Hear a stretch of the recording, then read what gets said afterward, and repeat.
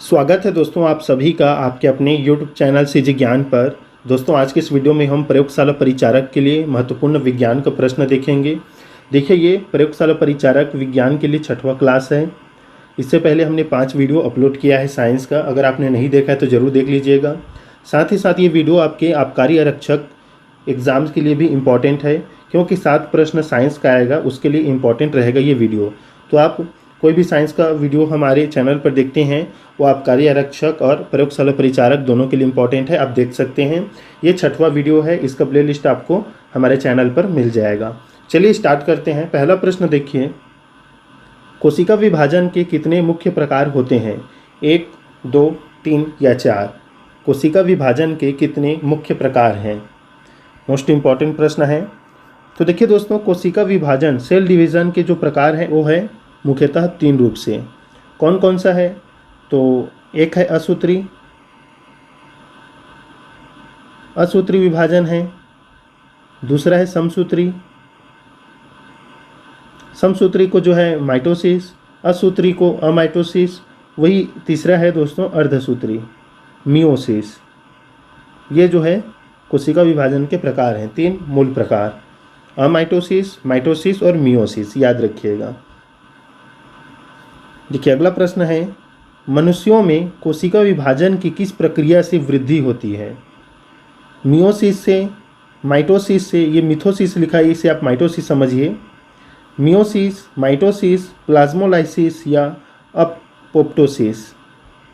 बताइए दोस्तों, मनुष्य में कोशिका विभाजन की किस प्रक्रिया से वृद्धि होती है?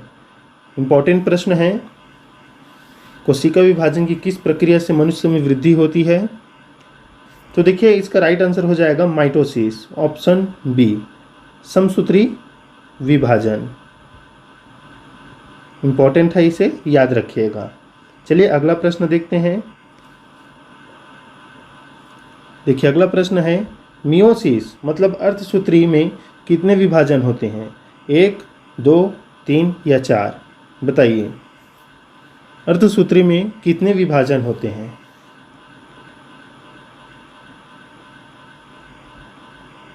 तो देखिए दोस्तों, मियोसिस में जो विभाजन है वो 2 होता है, मतलब 2 भागों में होता है, इसे याद रखिएगा। अर्धसूत्री में विभाजन 2 भागों में पूर्ण होता है। आपके प्रयोगशाला परिचारक के सिलेबस में शामिल है और बहुत ही इंपॉर्टेंट प्रश्न है दोस्तों।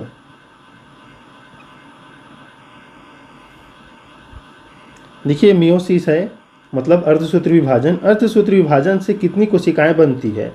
1, 2, 3 या 4? अर्धसूत्री विभाजन से कुल कितनी कोशिकाएं बनती है? इम्पॉर्टेंट प्रश्न है। तो देखिए दोस्तों, इसका राइट आंसर हो जाएगा 4, याद रखिएगा। और अर्धसूत्री विभाजन किसमें पाया जाता है? तो जनन कोशिकाओं में, याद रखिएगा। तो जो पेरेंट्स सेल हैं या कोशिका है उसे 4 कोशिका बनता है, जो डॉटर सेल है वो 4 होता है अर्धसूत्री विभाजन में। ऑप्शन डी राइट आंसर हो जाएगा। माइटोसिस में कितनी पुत्र कोशिकाएं बनती है? Daughter cell. समसूत्री विभाजन में कुल कितनी डॉटर सेल्स या पुत्र कोशिकाएं बनती है? पुत्री बोलते हैं, पुत्री कोशिकाएं। बताइए दोस्तों राइट आंसर क्या रहेगा? चौथा ऑप्शन है आपका 4, डी। तो देखिए राइट आंसर हो जाएगा बी, 2 बनता है, याद रखिएगा। समसूत्री विभाजन में 2 डॉटर सेल का निर्माण होता है। 6वां प्रश्न देखते हैं।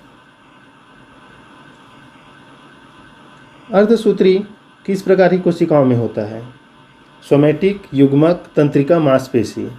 बताइए दोस्तों, जो अर्धसूत्री है वो किस प्रकार की कोशिकाओं में पाया जाता है? मोस्ट इम्पॉर्टेंट प्रश्न है ये। सोमैटिक्स में, युग्मक में, तंत्रिका में या मांसपेशी में? अर्धसूत्री विभाजन। तो देखिए अर्धसूत्री जो है ये युग्मक, जम, ऑप्शन बी जो है राइट आंसर हो जाएगा, इसमें पाया जाता है, याद रखिएगा। 7वां प्रश्न है, कोशिका चक्र की सबसे लंबी अवस्था कौन सी है दोस्तों? मेटाफेज, इंटरफेज, एनाफेज या टीलोफेज? कोशिका चक्र की सबसे लंबी अवस्था कौन सी है? राइट आंसर इसका हो जाएगा दोस्तों इंटरफेस। कोशिका चक्र की सबसे लंबी अवस्था है इंटरफेस। ऑप्शन बी इसमें राइट आंसर रहेगा।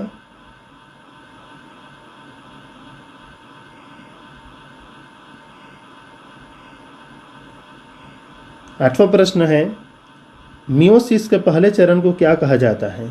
मतलब जो अर्धसूत्र विभाजन है इसके पहले चरण को क्या कहा जाता है? प्रोफेज 1, मेटाफेज 1, एनाफेज 1 या टीलोफेज 1? प्रोफेज प्रथम, मेटाफेज प्रथम, एनाफेज प्रथम या टीलोफेज प्रथम? तो देखिए अर्धसूत्री विभाजन के पहले चरण को प्रोफेज प्रथम कहा जाता है दोस्तों। ऑप्शन ए इसमें राइट आंसर हो जाएगा।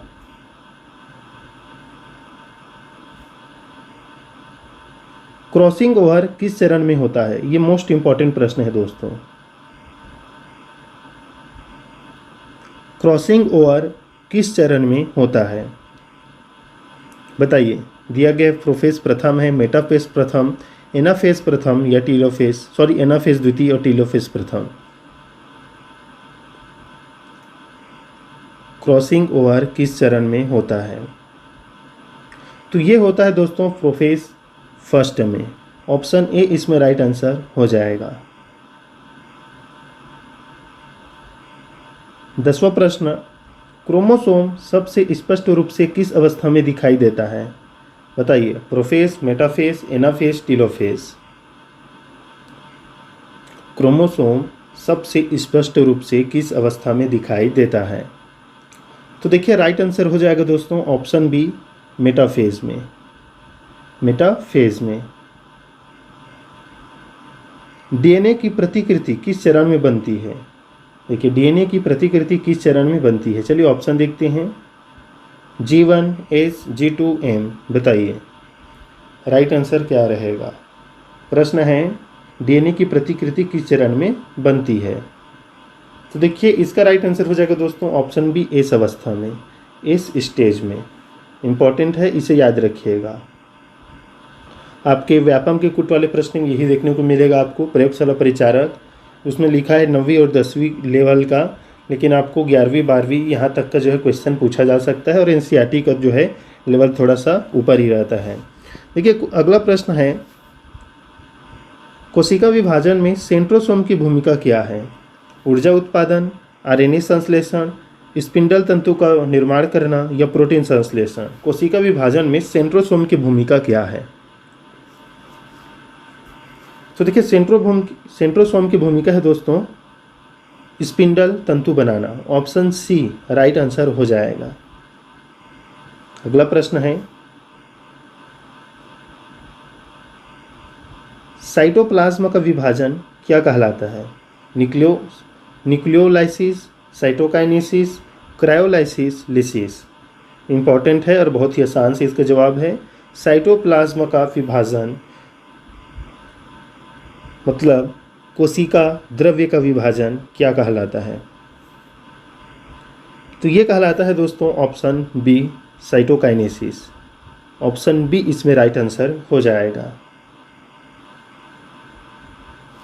अगला प्रश्न, अर्धसूत्री विभाजन में गुणसूत्रों की संख्या किस प्रकार बदलती है? दोगुनी होती है, समान रहती है, आधी हो जाती है, शून्य हो जाती है? बताइए दोस्तों अर्धसूत्री में गुणसूत्र की संख्या किस प्रकार बदलती है मियोसिस में?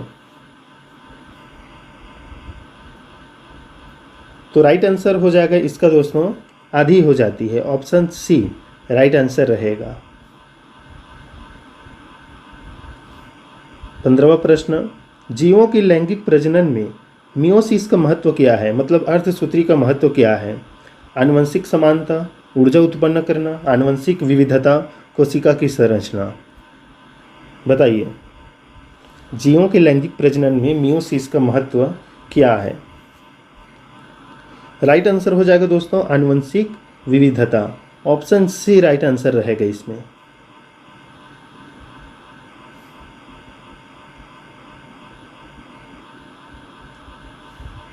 माइटोसिस विभाजन किसमें नहीं होता?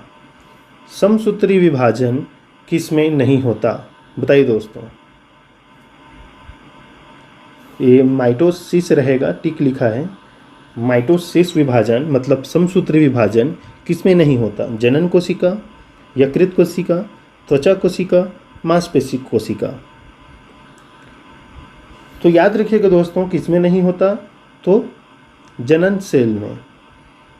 इसमें क्या होता है, इसमें मियोसिस होता है, अर्धसूत्री विभाजन, ऑप्शन ए में। बाकी में यकृत जो कोशिका है, त्वचा कोशिका है, मांसपेशी कोशिका है, जो मनुष्य की वृद्धि को दर्शाता है, ये समसूत्री विभाजन है, समसूत्री विभाजन होता है। ये तीनों समसूत्री विभाजन है। जो जनन कोशिका है इसमें मियोसिस, अर्धसूत्री विभाजन इसमें होता है, याद रखिएगा। स्पिंडल तंतु किससे बनते हैं? 17वां प्रश्न, स्पिंडल तंतु किससे बनते हैं? ऑप्शन देख लेते हैं। देखिए दिया गया है डीएनए, आरएनए, प्रोटीन, लिपिड। बताइए दोस्तों, स्पिंडल तंतु किससे बने होते हैं? राइट आंसर हो जाएगा ऑप्शन सी, प्रोटीन। दोस्तों प्रोटीन से बने होते हैं, याद रखिएगा।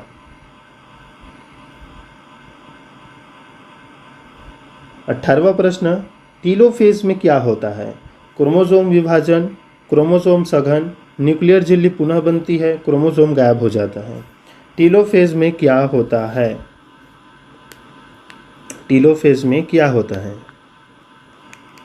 मोस्ट इम्पॉर्टेंट प्रश्न है, आपको आंसर लगाते चलना है क्योंकि एग्ज़ाम जो है 1 महीना ही बचा है।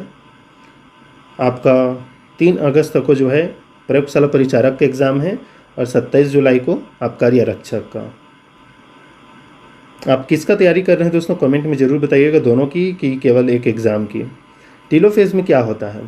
टीलोफेज में देखिए दोस्तों होता है ऑप्शन सी, न्यूक्लियर जो झिल्ली है वो पुनः बनती है इस अवस्था में, टीलोफेज अवस्था में। ऑप्शन सी राइट आंसर रहेगा। अगर हम 19 प्रश्न की बात करें, इंटरफेज में कौन कौन से चरण होते हैं बताइए? G1, G2, G1S, G2, G2M, MS।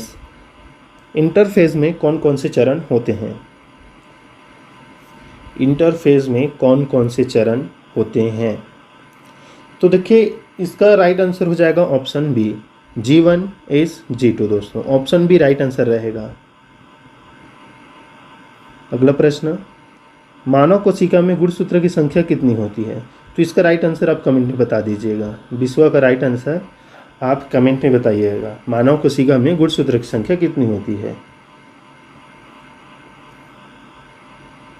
प्रश्न, अर्धसूत्री का अंतिम उत्पाद क्या होता है? 1 कोशिका, 2 समान कोशिका, 4 आनुवंशिक रूप से भिन्न कोशिका, 1 युग्मक। अर्धसूत्री विभाजन में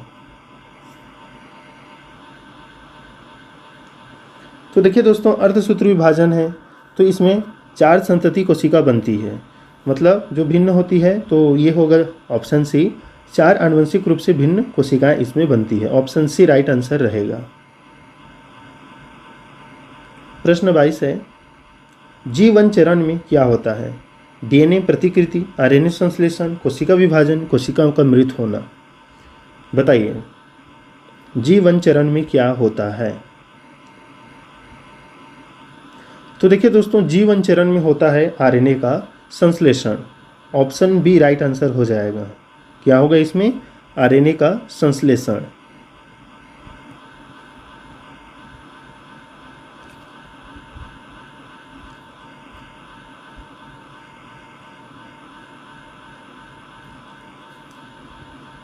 प्रश्न देखिए 23, किस प्रकार की कोशिका विभाजन में 2 बार विभाजन होता है लेकिन 1 बार डीएनए की प्रतिकृति होती है? मियोसिस, माइटोसिस, अमाइटोसिस या आनुवंशिक। 23 प्रश्न, किस प्रकार के कोशिका विभाजन में 2 बार विभाजन होता है लेकिन 1 बार डीएनए की प्रतिकृति होती है? तो देखिए 2 बार विभाजन किस में होता है दोस्तों? तो ये होता है आपके अर्धसूत्री विभाजन में, मतलब मियोसिस में। तो ऑप्शन ए राइट आंसर हो जाएगा, मियोसिस पहला। चलिए अगला प्रश्न देखते हैं। अगला प्रश्न है, स्पिंडल फाइबर किस अंग द्वारा नियंत्रित होता है? Mitochondria, centriole, ribosome, lysosome. Spindle fibre किस अंग द्वारा नियंत्रित होता है? तो देखिए स्पिंडल फाइबर ये नियंत्रित होता है दोस्तों आपके ऑप्शन बी, सेंट्रियोल द्वारा। ऑप्शन बी राइट आंसर रहेगा। मोस्ट इंपॉर्टेंट प्रश्न है, नोट जरूर कीजिएगा। 25वां प्रश्न, क्रोमेटिड्स कब अलग होते हैं? ये कब अलग होते हैं क्रोमेटिड्स? प्रोफेज में, मेटाफेज में, एनाफेज में, टीलोफेज में। बताइए क्रोमेटिड कब अलग होते हैं? तो देखिए क्रोमेटिड्स अलग होते हैं दोस्तों एनाफेज में। 25 का सी राइट आंसर हो जाएगा एनाफेज अवस्था में। 26वां प्रश्न है कोशिका विभाजन का अध्ययन करने वाली शाखा क्या है? साइटोलॉजी, फिजियोलॉजी, जेनेटिक्स या न्यूरोलॉजी? तो देखिए कोशिका विभाजन का अध्ययन ये होता है दोस्तों आपका cytology. Option A right answer हो जाएगा। आसान सा प्रश्न है। कोशिका विभाजन में विभाजन की क्षमता होती है केवल एक बार, अनंत बार, सीमित बार, कभी नहीं। किसी कोशिका में विभाजन की क्षमता होती है तो ये सीमित बार होता है दोस्तों। ऑप्शन सी राइट आंसर हो जाएगा। चलिए अगला प्रश्न पर आते हैं। गुणसूत्रों का जुड़ना किस प्रक्रिया में होता है?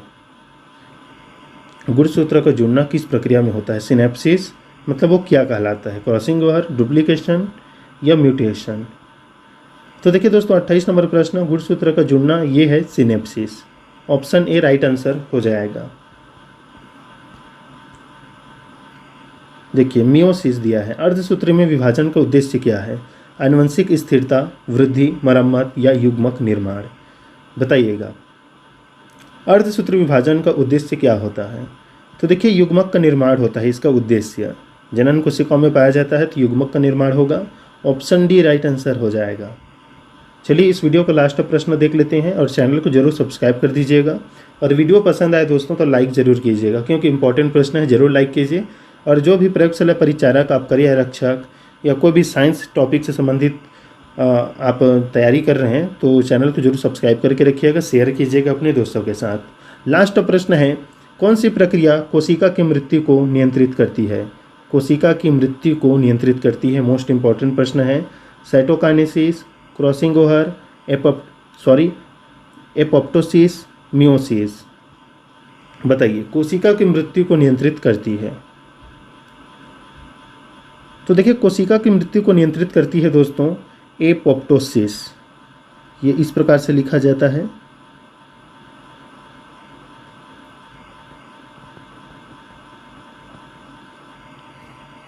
एपोप्टोसिस।